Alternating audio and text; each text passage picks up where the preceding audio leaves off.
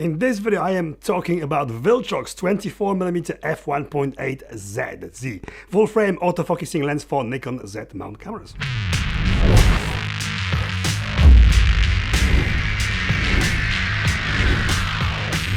If this is your first time here on my channel, my name is Pav and I talk about all things photography and video here. Cameras, lenses, reviews, sometimes tutorials and more. If this is something that you are interested in, then please consider subscribing. Until only recently you could only buy Nikon autofocusing lenses for Nikon Z mount cameras. They are still stopping all the major brands like Sigma and Tamron to jump on that bandwagon, but Viltrox somehow managed to make their lenses autofocus and work flawlessly on Nikon Z cameras. I have already reviewed their 85mm f1.8 lens that I absolutely love and still use it on a daily basis today. And this 24mm is a very welcomed new addition to their Nikon Z AF lineup. It is a full frame, wide aperture, premium quality lens that costs significantly less than Nikon own version. But is it worth buying? Before I answer this question, I must say a huge thanks to Viltrox for sending me this lens for this review.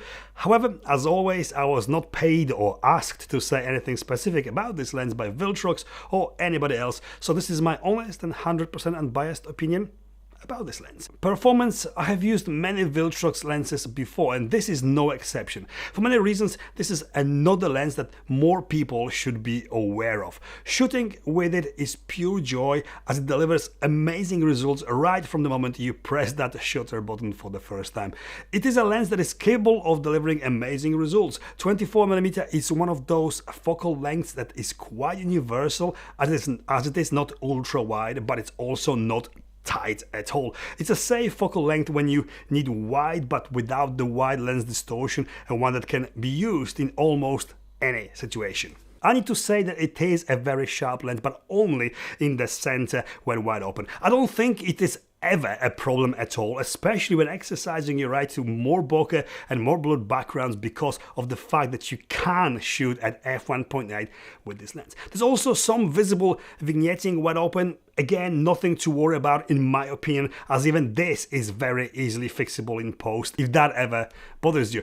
There's some chromatic aberration showing up as purple fringing, which isn't that unusual with most, if not all, wide aperture primes like this. There's also some minuscule bulging visible when you have horizontal or vertical lines in the pictures, but much less than with a lot of other lenses in this class, and nothing that can be easily fixed in post. The minimum focusing distance only 30 centimeters, not unusual for 24mm lens, but still great for getting close to your subject, for more of that subject to background separation and for just being more creative with it. It's not just all about wide angle with wide angle lens. The bokeh is really nice, full of character and less clinical than with most of all singing and dancing and more expensive lenses than this. Something that to me is actually more important when judging lens quality. The lens needs to be sharp, that's given, but the quality, or rather what the out of focus parts of the image or footage look like, is actually what defines lenses character in my opinion. Flaring can be a little bit out of control sometimes, but again, this in my opinion adds more character to the images captured with it and doesn't make it unusable. Quite the opposite. For video work, it's more than capable of really good performance. I have been testing it on Z6 and I had no issues with acquiring or keeping my subject in focus. Really great for filming from a gimbal when you need a lens that is consistent and reliable focusing when you can't or don't want to do it manually. It works very well with Z6 and it will only be better with Z6 II, Z7 II or newer Nikon cameras in the future. Overall, this lens delivers an outstanding results, and even though it has got some little issues, they are not unusual for a lot of lenses out there and not anything that would put me off shooting with it. To be honest, I have never been a big fan of 24mm focal length, but somehow this lens changes my opinion and it is one that I'll certainly be using more.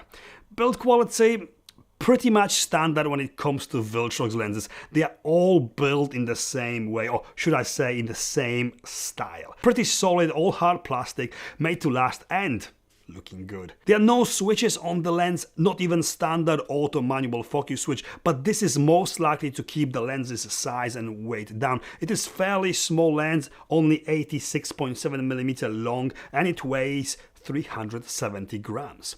The manual focus ring is super smooth with just right amount of resistance. Focus by wire, standard with pretty much all lenses for mirrorless cameras now. Silent or very near silent autofocusing as well. It features manual aperture ring that can be used manually, obviously, but also in A mode, auto mode to be controlled via the camera. It is clickless for silent aperture changes when filming with it, but there is fair amount of plastic on plastic rubbing sound when turned.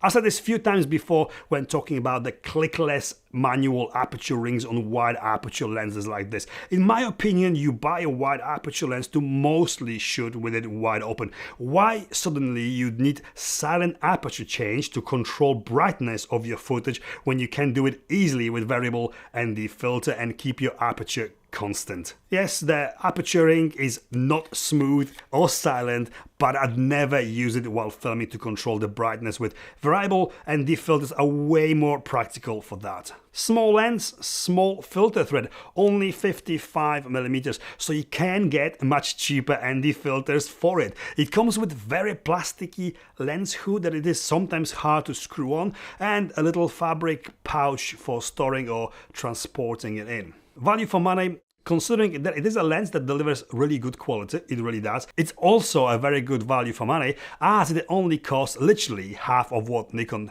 charges for their own 24mm f1.8 lens. This retails for £311 or $429. Is Nikon lens twice better than this? That's very questionable.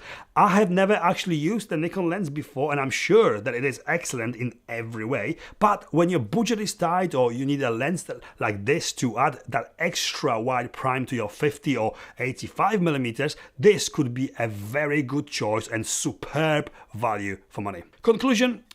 Native Nikon Z mount, no adapters needed, solid AF performance, great colors and contrast, plus great price make this lens a very attractive choice for your Nikon Z camera. It's not perfect, there are a few minor issues with it, but no matter how good the Nikon equivalent is, this is not by any means twice worse. It's a lens that delivers solid, consistent and sharp results, and a lens that more Nikon Z photographers and filmmakers should know about. I'm sure that there will be more autofocusing lenses from other brands than Nikon coming eventually for Nikon Z mount, but for now you have very expensive Nikon own or this offering from Viltrox to choose from when it comes to 24mm f1.8, and this certainly does not disappoint. It's a lens that I really enjoy shooting with, a 24mm that I actually like a lot, and one that I certainly highly recommend. And this is it from me. I hope you like this video, and if you did, please give me that thumbs up. Please consider subscribing, follow me on Instagram for more photos and videos from all of my reviews, and thank you for watching. See you next time. 2, 3, 10, test, testicles. They are still stopping all my... How? If needed, if ever bothers you, if overall, how? Smooth. Right, I talked enough about lens. It's time to wrap.